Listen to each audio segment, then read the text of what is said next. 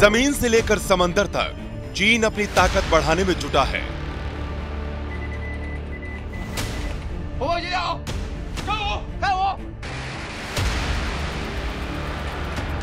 एक तरफ जहां रूस और चीन दोनों एक साथ खड़े हैं, तो अमेरिका के साथ क्वाड और वो तमाम देश हैं जो चीन के विस्तारवादी एजेंडे के खिलाफ हैं।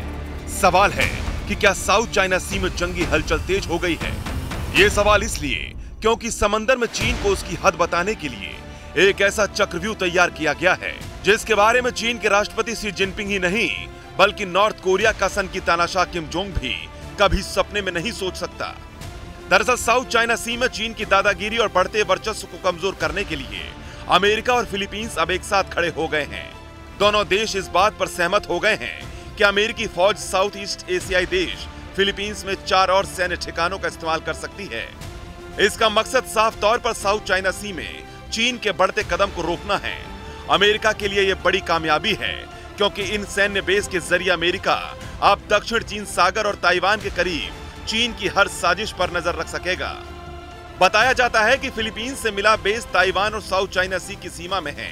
इस तरह अब फिलीपींस में अमेरिकी सेना के कुल 9 ठिकाने हो गए हैं। इस डील के बाद अमेरिकी रक्षा मंत्रालय की ओर से जारी बयान में कहा गया है कि फिलीपींस में इन सैन्य ठिकानों से साझा चुनौतियों और चीन को जवाब दिया जा सकेगा। उधर चीन अमेरिका और फिलीपींस के इस कदम से बौखलाया हुआ है। यहां तक कि चीन ने दोनों देशों को धमकी तक दे डाली है। चीन ने आक्रामक तेवर अपनाते हुए कहा है कि अमेरिका अपने फायदे के लिए इस क्षेत्र में सैन्य ठिकानों का निर्माण कर रहा है। इससे तनाव बढ़ रहा है, साथ ही शांति और स्थिरता को नुकसान पहुंचेगा। अमेरिकी रक्षा मंत्री लॉयड ऑस्टिन ने पिछले हफ्ते मनीला में फिलीपींस के राष्ट्रपति बोंग मार्कोस और रक्षा सचिव से मुलाकात की थी। इस दौरान ये नहीं बताया गया कि ये चारों ठिकाने कहां मौजूद हैं। इससे पहले फिलीपींस ने अपने देश में अमेरिकी मिलिट्री बेस को फिर से खोलने से इनकार कर दिया था। तब ये अमेरिका के लिए बड़ा झटका माना गया था। वैसे चीन साउथ चाइना सी को लेकर दुनिया से भिड़ने को तैयार है क्योंकि चीन इस इलाके को अपना बताता रहा है।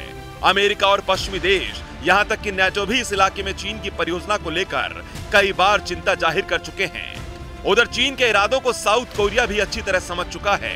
यही वजह है कि दक्षिण कोरिया लगातार अपनी जंगी ताकत बढ़ा रहा है। आसमान और समंदर के मोर्चे पर साउथ कोरिया ऐसे ऐसे घातक हथियार तैनात कर रहा है जो चीन और नॉर्थ कोरिया दोनों को वक्त आने पर युद्ध के मोर्चे पर पटकनी दे सके। साउथ कोरिया का KF-21 स्टील्थ तकनीक और मिसाइलों से लैस वो योद्धा जिसके होते हुए दुश्मन क्या परिंदा तक पर नहीं मार सकता। साउथ चाइना सी में चीन आए दिन उकसावे वाली कार्रवाई करता रहा है। समंदर में चीन पिछले साल वॉर ड्रिल को भी अंजाम दे चुका है, लेकिन अब चीन की कोई चाल कामयाब नहीं होगी।